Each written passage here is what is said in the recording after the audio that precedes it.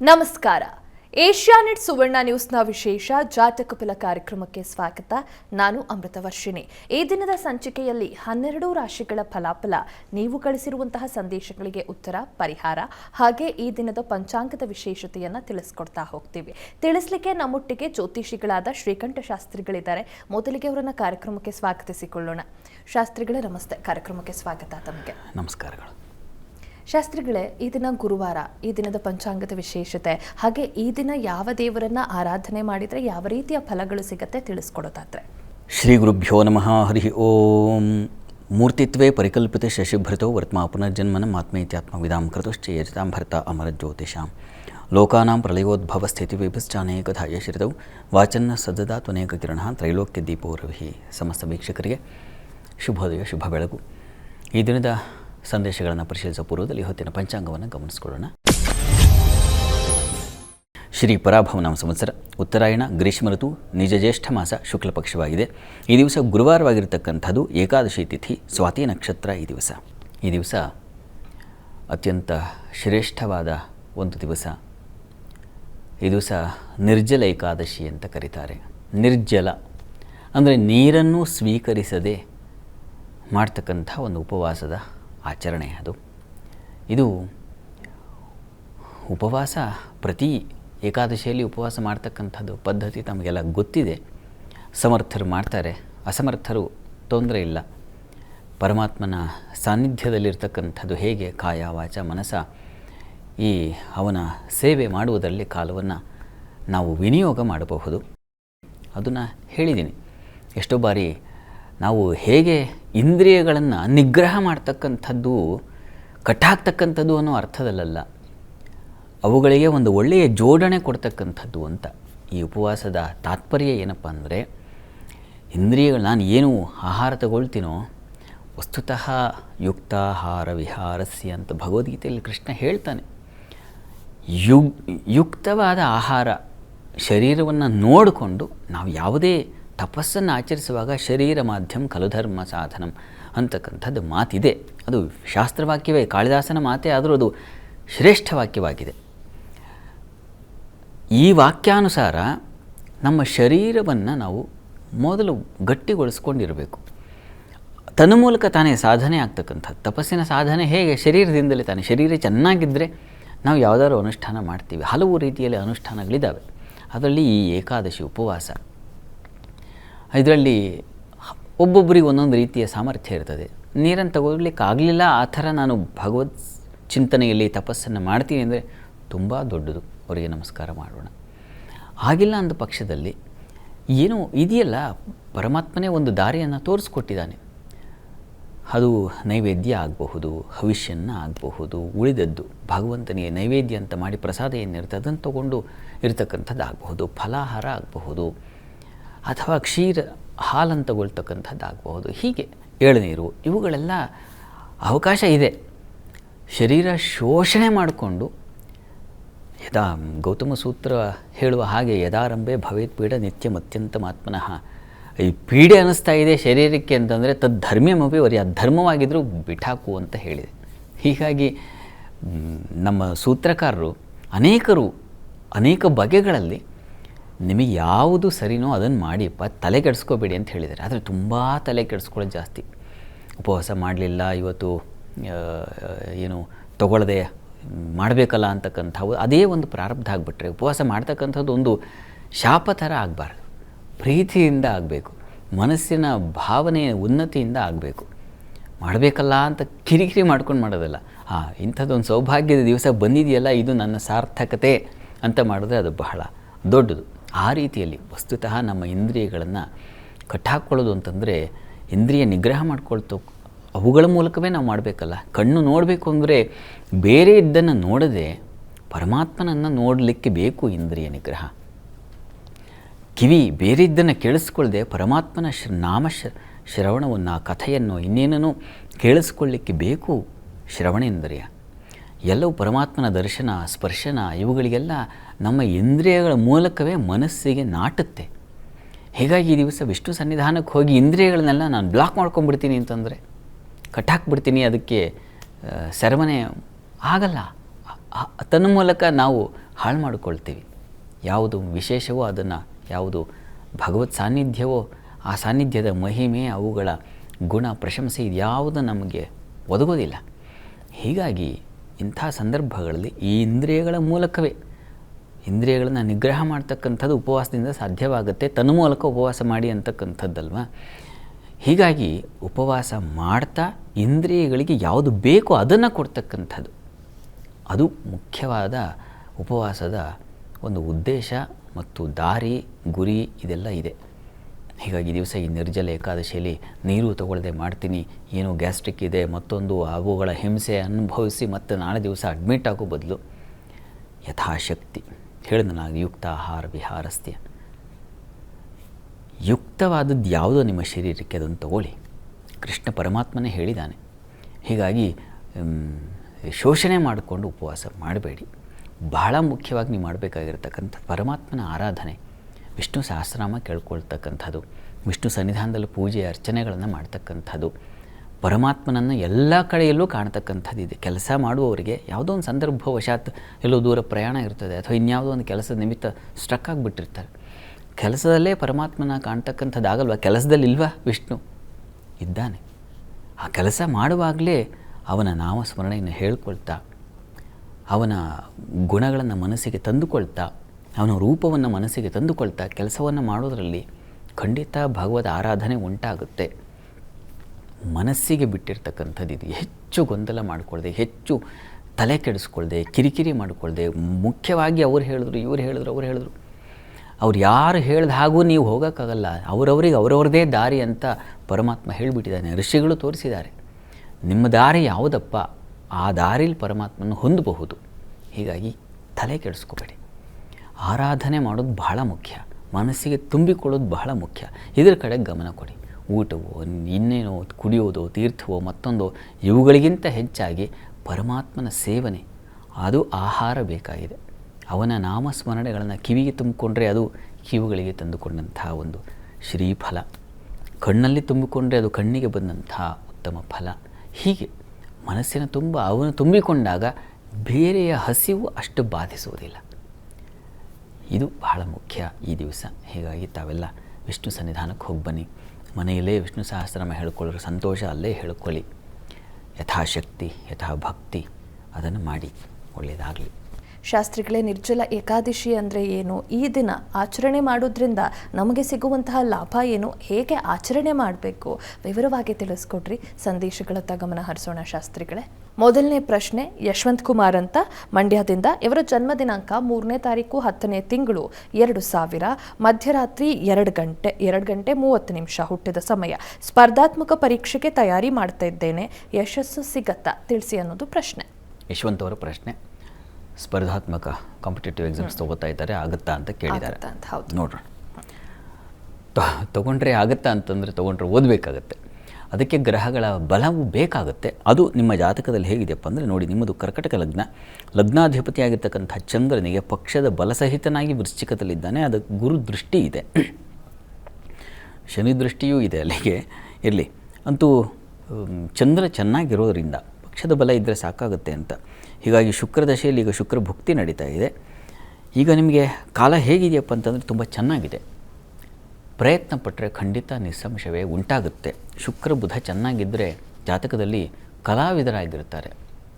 ನೀವೇನು competitive exam ತೊಗೊಂಡಿದ್ದೀರಿ, ಅದಕ್ಕೆ ಅನುಕೂಲ ಇಲ್ಲ ಅಂತಲ್ಲ, ಚೆನ್ನಾಗಿದೆ. ಒಳ್ಳೆಯ ಗ್ರಹದ ಕಾಲವೂ ನಡೀತಾ ಇದೆ. ಶುಕ್ರನ ಕಾಲದಲ್ಲಿ ಮನಸ್ಸಿನ ಯಾವ ಅಪೇಕ್ಷೆ ಇದೆ ಅದು ಈಡೇರುತ್ತೆ. ಹೀಗಾಗಿ ಪ್ರಯತ್ನ ಮಾಡಿ. ನಿಮಗೆ ಶುಕ್ರನನ್ನು ಗಮನಿಸ್ಕೊಂಡ್ರೆ ಕಲೆಯಲ್ಲಿ ಹೆಚ್ಚಿನ ಒಂದು ಲಕ್ಷಣ ಸೂಚಿಸ್ತಾ ಇದೆ, ಅದರಲ್ಲಿ ಹೆಚ್ಚಿನ ಸಾಧನೆಗೆ ಅವಕಾಶ ಇದೆ ಅನ್ನೋದು ಸೂಚಿಸ್ತಾ ಇದೆ. ಆ ರೀತಿಯಲ್ಲಿ ಸಾಧ್ಯವಾದರೆ ಪ್ರಯತ್ನ ಮಾಡಿ. ಒಳ್ಳೆಯದಾಗಲಿ ತಮಗೆ. ಮುಂದಿನ ಪ್ರಶ್ನೆ ಶಾಸ್ತ್ರಿಗಳೇ, ಪ್ರಮೋದ್ ಅಂತ ತುಮಕೂರಿಂದ.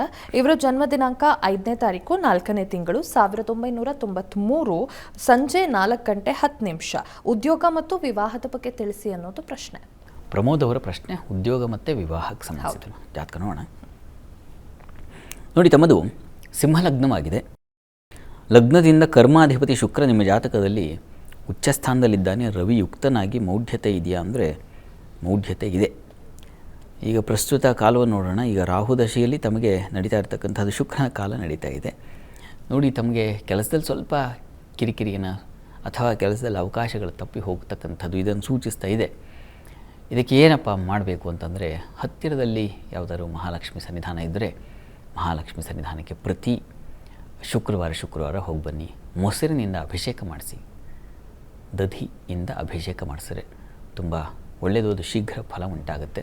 ಆ ಪ್ರಯತ್ನ ಮಾಡಿ. ಪ್ರತಿ ಶುಕ್ರವಾರ 16 ಶುಕ್ರವಾರ ಮಾಡಿ. ಅದು ಉದ್ಯೋಗಕ್ಕೊಂದು ಬಲ ತಂದು ಕೊಡುತ್ತೆ. ಮತ್ತು ಯಾದೇವಿ ಸರ್ವಭೂತೇಷು ವೃತ್ತಿರೂಪೇಣ ಸಂಸ್ಥಿತ ನಮಸ್ತಸ್ಯೈ ನಮಸ್ತಸ್ಯೈ ನಮಸ್ತಸ್ಯೈ ನಮೋ ನಮಃ ಈ ಮಂತ್ರ ಹೇಳ್ಕೊಳ್ಳಿ, ತಪ್ಪದೆ 108 ಬಾರಿ ಹೇಳಿ. ಇನ್ನು ವಿವಾಹಕ್ಕೆ ಸಂಬಂಧಿಸಿದ ಹಾಗೆ, ವಿವಾಹಕ್ಕೂ ಈಗ ಅವಕಾಶ ಇಲ್ಲ ಅಂತಲ್ಲ, ಖಂಡಿತ ಅವಕಾಶ ಇದೆ. ಪ್ರಯತ್ನ ಮಾಡಿ, ಪ್ರಯತ್ನಕ್ಕೆ ಫಲ ಸಿಗುತ್ತೆ. ಮೊದಲು ಉದ್ಯೋಗದಲ್ಲಿ ಭದ್ರತೆ ಬರಲಿ, ಅದಕ್ಕಾಗಿ ನೀವು ಈ ತಪಸ್ಸು ಮಾಡಿ. 16 ಶುಕ್ರವಾರ ನಿರಂತರವಾಗಿ ಅದನ್ನು ಮಾಡಿ. ಅಷ್ಟರಲ್ಲಿ ಖಂಡಿತ ಉದ್ಯೋಗ ಬರುತ್ತೆ. ಒಳ್ಳೆಯದಾಗಲಿ. ಮುಂದಿನ ಪ್ರಶ್ನೆ ಶಾಸ್ತ್ರಿಗಳೇ, ಯತೀಶ್ ಅಂತ ದಾವಣಗೆರೆಯಿಂದ. ಇವರ ಜನ್ಮ ದಿನಾಂಕ 10ನೇ ತಾರೀಕು 8ನೇ ತಿಂಗಳು 2000 ರಾತ್ರಿ 10 ಗಂಟೆ 10 ನಿಮಿಷ. ಸರ್ಕಾರಿ ಉದ್ಯೋಗ ಮತ್ತು ಭವಿಷ್ಯದ ಬಗ್ಗೆ ತಿಳಿಸಿ ಅನ್ನೋದು ಪ್ರಶ್ನೆ. ಯತೀಶ್ ಅವರ ಪ್ರಶ್ನೆ, ಸರ್ಕಾರಿ ನೌಕರಿ ಸಿಗುತ್ತಾ ಅಂತ ಕೇಳಿದ್ದಾರೆ. ಮುಂದೆ ಹೇಗಿದೆ ಅಂತ ನೋಡೋಣ.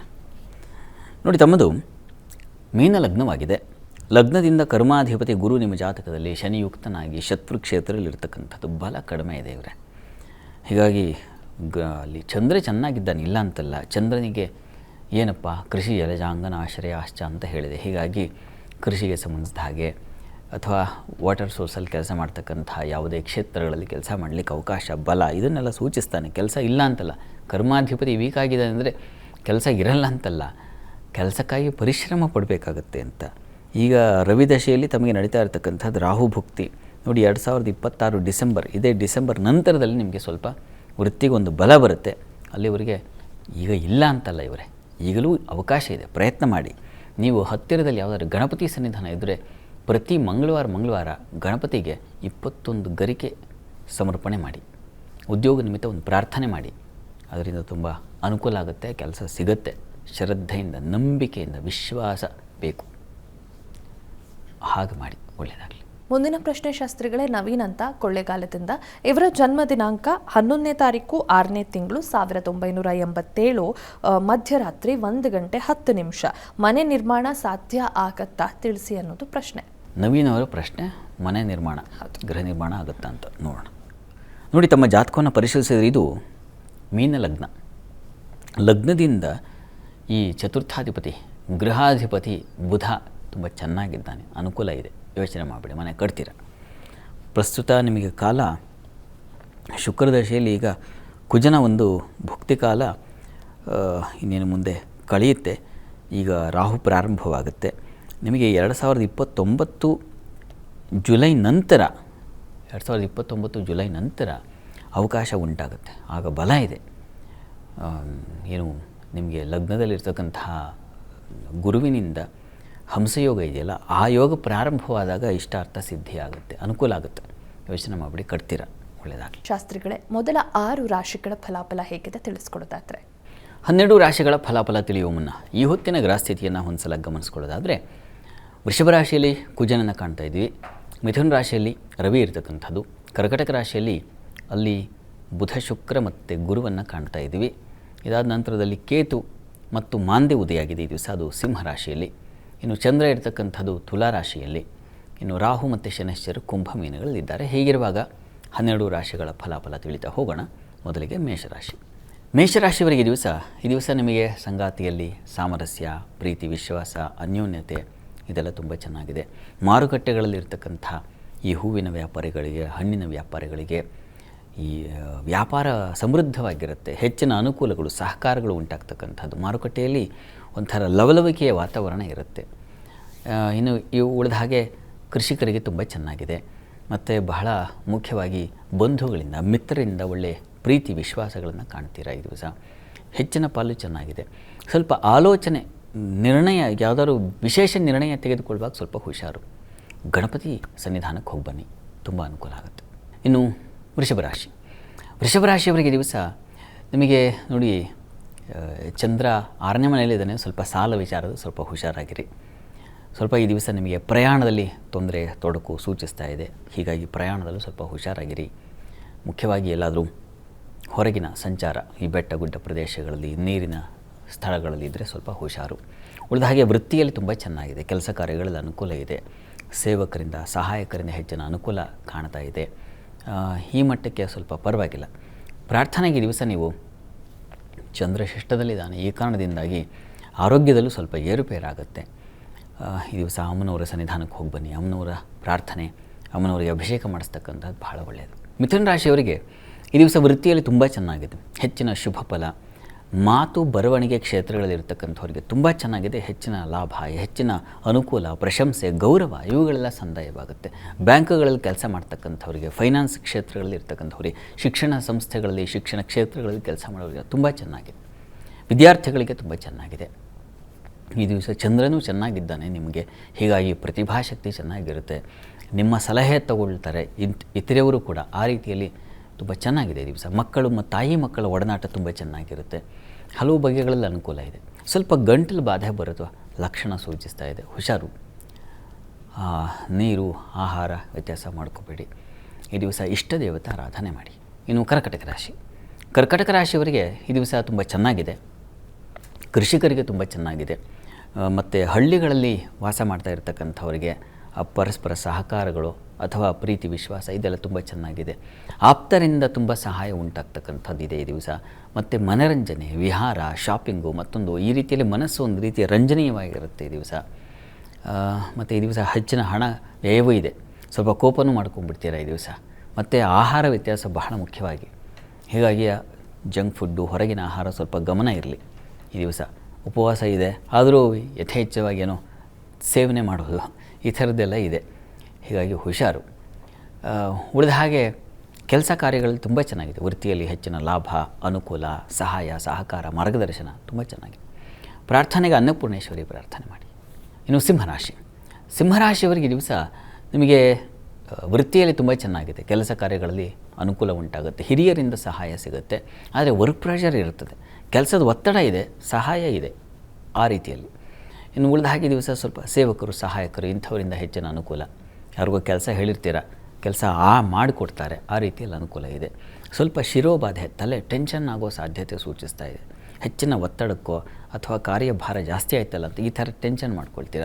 ನೀವು ಕೂಡ ಗಣಪತಿ ಸನ್ನಿಧಾನಕ್ಕೆ ಹೋಗಿ ಬನ್ನಿ, ಅಲ್ಲೊಂದು ಅಭಿಷೇಕ ಮಾಡಿಸಿ, ಹೆಚ್ಚಿನ ಅನುಕೂಲ ಉಂಟಾಗುತ್ತೆ. ಇನ್ನು ಕನ್ಯಾ ರಾಶಿ, ಕನ್ಯಾ ರಾಶಿಯವರಿಗೆ ತುಂಬ ಚೆನ್ನಾಗಿದೆ. ಕೆಲಸ ಕಾರ್ಯಗಳಲ್ಲಿ ಹೆಚ್ಚಿನ ಅನುಕೂಲ, ಧನಲಾಭ, ಸ್ತ್ರೀಯರಿಗೆ ಬಹಳ ಮುಖ್ಯವಾಗಿ, ಹೆಣ್ಣುಮಕ್ಕಳಿಗೆ ಅವರ ಸಂಪಾದನೆ ಹೆಚ್ಚುತ್ತೆ, ಆ ರೀತಿಯಲ್ಲಿ ಚೆನ್ನಾಗಿದೆ. ಮತ್ತು ಕುಟುಂಬದಲ್ಲಿ ಗೌರವ, ಮನ್ನಣೆ, ಸುಗ್ರಾಸ ಭೋಜನ ಈ ರೀತಿಯಲ್ಲೆಲ್ಲ ತುಂಬ ಚೆನ್ನಾಗಿದೆ ಈ ದಿವಸ. ಹೆಚ್ಚಿನ ಅನುಕೂಲವನ್ನು ಸೂಚಿಸ್ತಾ ಇದೆ. ಸ್ವಲ್ಪ ಕಾಲಿಗೆ ಪೆಟ್ಟಾಗಬಹುದು, ಹುಷಾರಾಗಿ ಓಡಾಡಿ.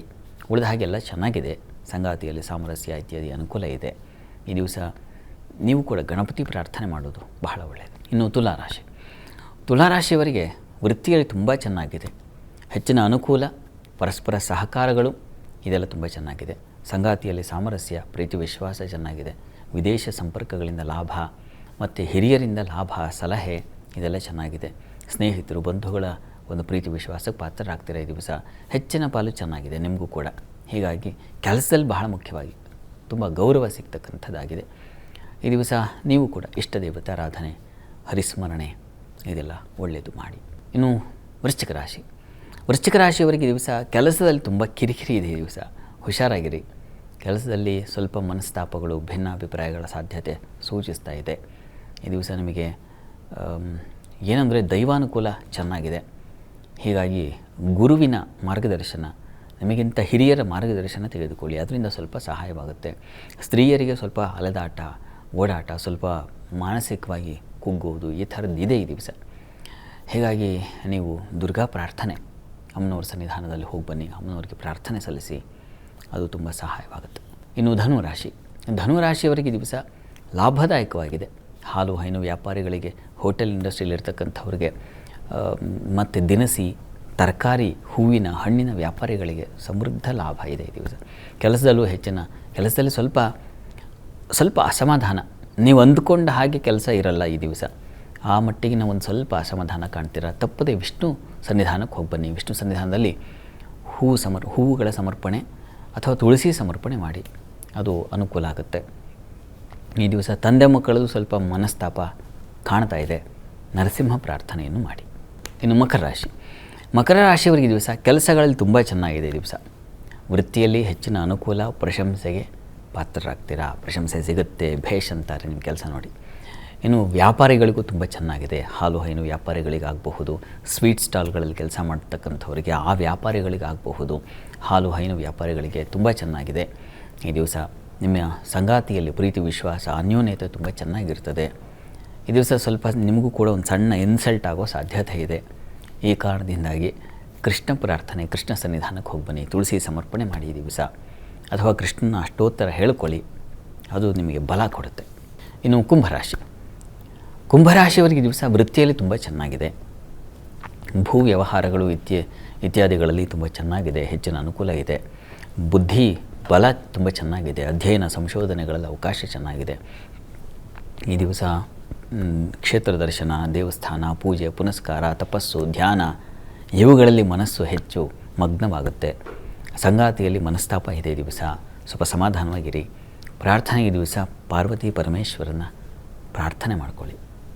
ಇನ್ನು ಮೀನರಾಶಿಯವರಿಗೆ ಈ ದಿವಸ ಸ್ನೇಹಿತರ, ಬಂಧುಗಳ ಸಹಾಯ ತುಂಬ ಚೆನ್ನಾಗಿದೆ. ಸರ್ಕಾರಿ ವಲಯದಲ್ಲಿ ಕೆಲಸ ಮಾಡೋರಿಗೆ ತುಂಬ ಚೆನ್ನಾಗಿದೆ.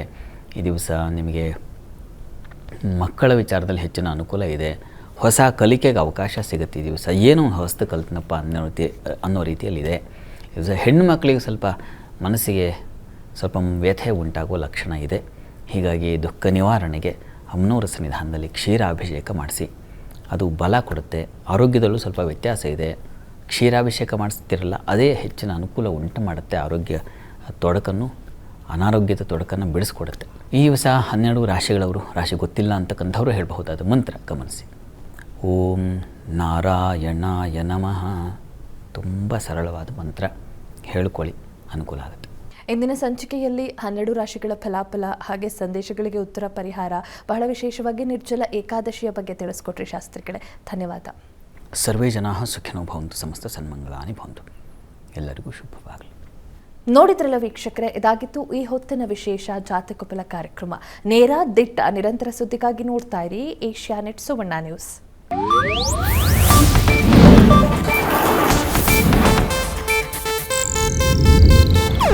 ಇದು ಏಷ್ಯಾನೆಟ್ ನ್ಯೂಸ್ ನೆಟ್ವರ್ಕ್ ಪ್ರಸ್ತುತಿ.